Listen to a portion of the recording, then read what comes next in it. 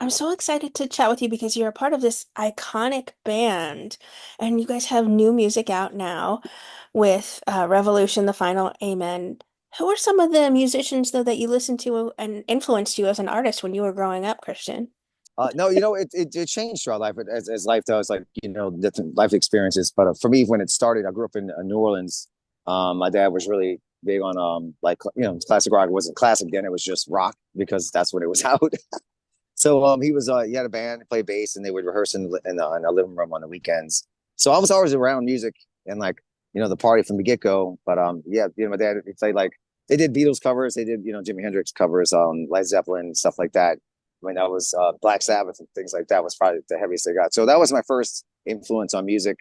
And then when I finally got a guitar, in early '80s, they had a lot of metal bands. Testament came out, Metallica. So I went to the heavier zone, and I got into like Cannibal Corpse, DSI, Morbid Angel. I was in a death metal band for a minute, but also my mom was like, "Hey, you need to play at church on," and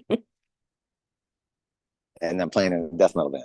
So that was an interesting time in my life. But and then like a lot of bands came out. The Grunge, like Alice in Chains, Soundgarden, stuff like that was a big influence as well. I love funk music.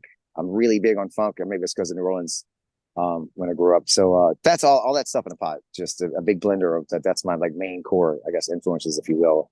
I'll try to listen to everything and anything. A great song's a great song.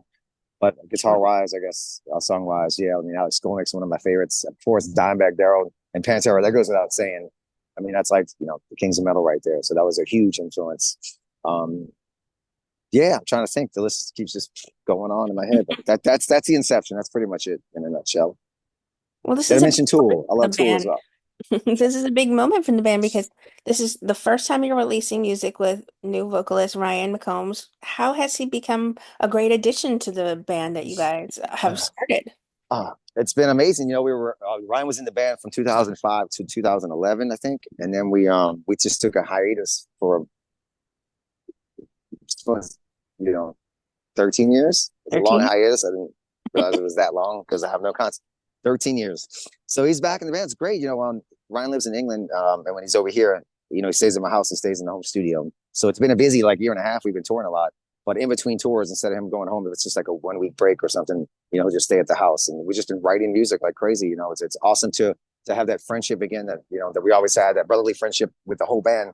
And then, him and I just been in writing mode a lot. So Revolution, the Final Amen being the first one to be finished. There's a lot of other stuff on the table.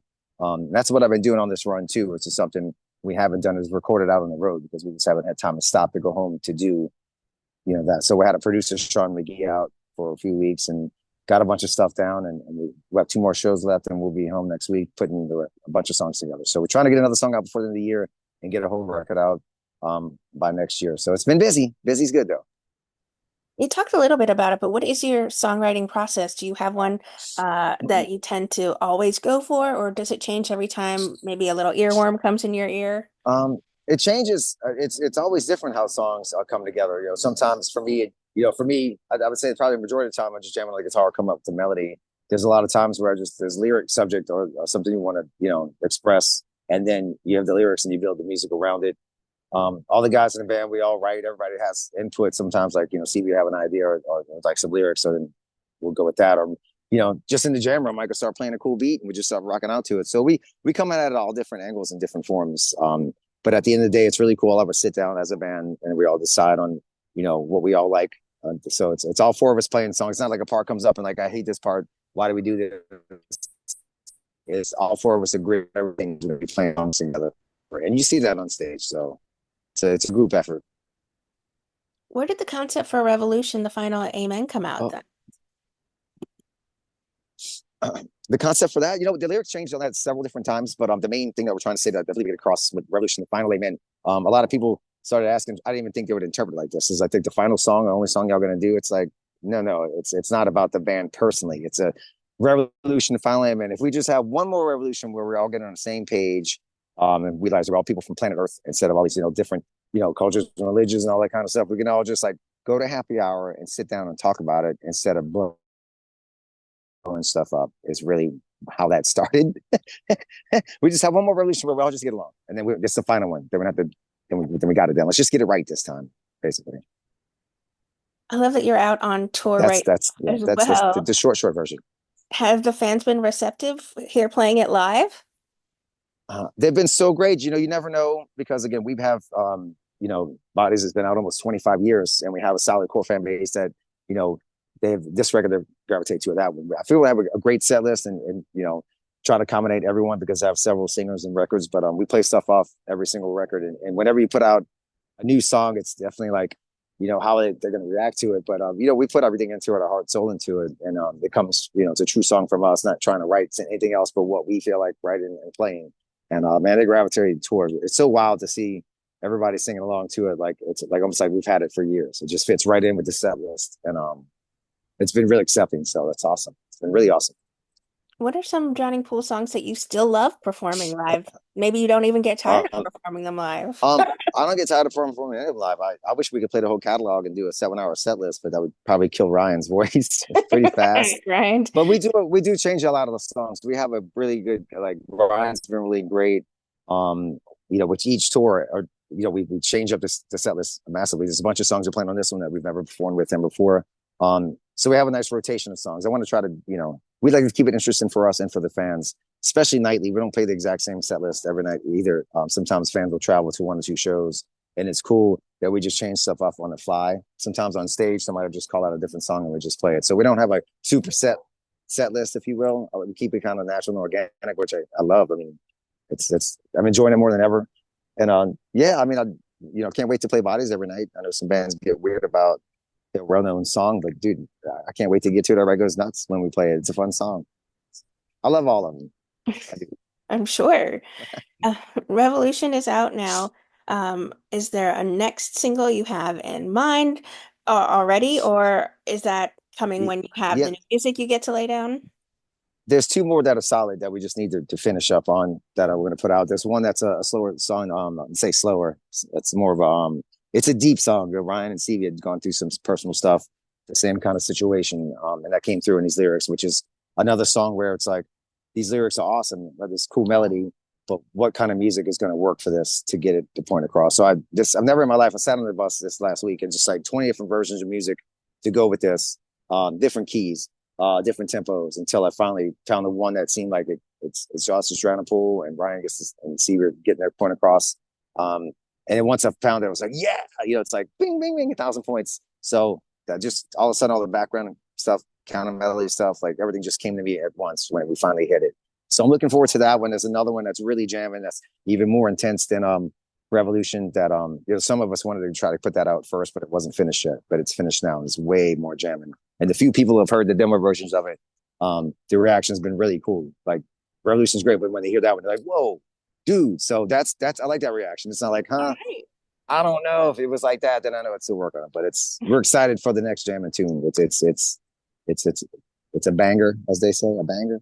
That's what kids are The new calling word, it like it's a these banger. All right. It just got out, so I know the word's still getting out there. But you can check it out. So we're in El Paso playing at a place called Speak and Rock, one of our favorite places to play, and we have an amazing building fan base there. It's always a really big show. So I wanted to do another video where we all connect with the fans, especially with a song like Revolution, The Final Amen. So we set up on the ground in the parking lot in front of the stage and just had fans come around us and jam the song with us. And then it clips over to that night, the show, us playing it live with all the fans. They did a really, really great job on the video. I had a kind of a loosely based thing of what I wanted to do, and they just they put it together, made it happen. So you should check it out. It's a very fan base oriented video, and that's what we're about. You talked a little bit about at least one of your favorite songs to perform live. Do you um, have one that still, you enjoy the most though playing? The most, I mean, it's weird because like depending on the night and the crowd and the vibe, like a song like "Tear Away" when we play it, there's different reactions you get from it. Sometimes we'll play it and it's this massive pit. I don't know how that happens, but they're just feeling it. And there's other times we play the songs where it might be somebody in the front row and they start crying, and that song has a meaning to them. So it's like it's pretty wild to see how that song gets interpreted by my fans.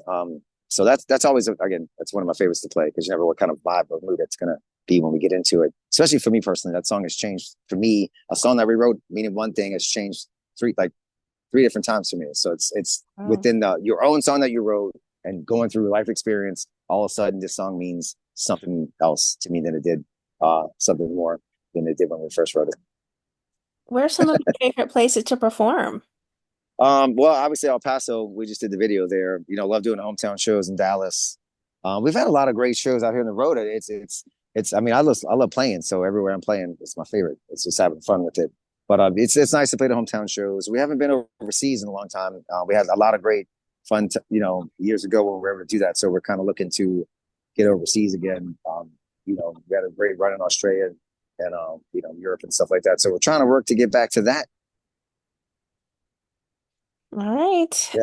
What Yeah. would you like to say then to everyone who are fans and supporters of the incredible music that you guys continue to put out? Appreciate that. Yeah, come to the show and hang out with us. I'm always, if you see a guy that looks like me at the bar watching other bands, it's probably me at the bar watching other bands because that's what I like to do.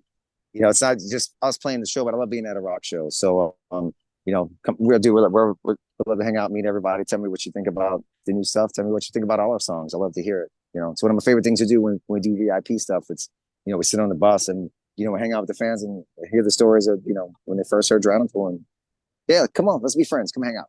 It must mean so much to you that so many people try for these VIP experiences. They still pack it in on your bus to see you and get to talk to you Yeah, about, I love that experience. It's not like a shipping you through, take a picture and get out of here. It's like, right? come sit on the bus, come sit in our house. We only have a few people a night, keep it very intimate. And I made some best friends because of that. And just to hear the stories, and this influences me when I'm writing as well, to hear, people's own lives and the perspective and how music, affects them.